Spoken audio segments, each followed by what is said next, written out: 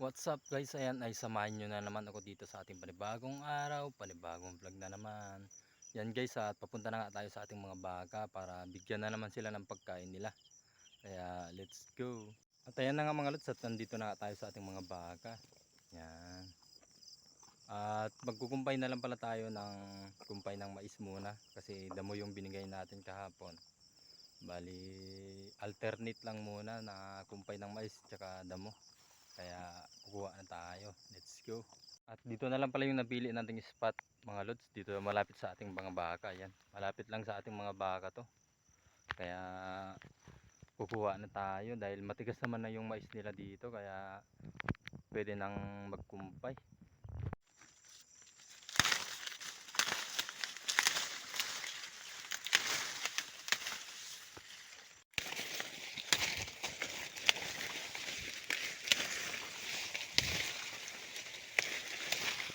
Ito na pala yung nakuha natin mga lods na pagkain ng ating mga baka.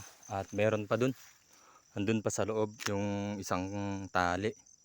Yan, bali tinali natin kasi bibigay natin dun sa dalawang baka na to. Kasi pag marami naman kasi tayong binibigay ay hindi nila nauubos, sayang lang din. At yung isang tali naman para dun sa isang baka dyan. Kaya bubuhatin na natin para makakain na rin sila. Yan. At medyo mabigat lang kasi ito mga lods kasi medyo basa-basa yung kumpay ng mais. At ito na ay kumakain na yung isang baka natin. Bali paghatian pala nito. Itong isang baka natin itong nakuha natin dahil marami din to. Yan. Nabigyan na rin natin itong isang baka at yung isang baka na lang ay kukunin na lang natin yung pagkain niya. Yan. At ito na rin mga lods at naibigay na rin natin yung pagkain nitong isang baka. Ayan, bali kumakain na sila guys. Yan. Yan mga lods at gandang pagmasdan yung mga baka natin ay kumakain na. Ayan.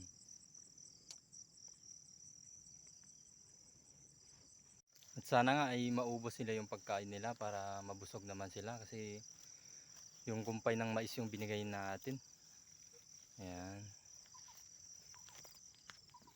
At pupunta naman tayo dun sa ating kalabasa. Tignan natin kung may bulaklak kasi ilang araw na hindi na tayo nakakapunta dun. At hindi pala tayo nagtaan ng lambat ngayon kasi alam nyo naman ay busy tayo kaya hindi muna tayo nakapagtaan ng lambat.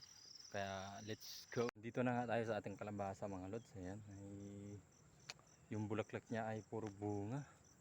Walang male na na bulaklak.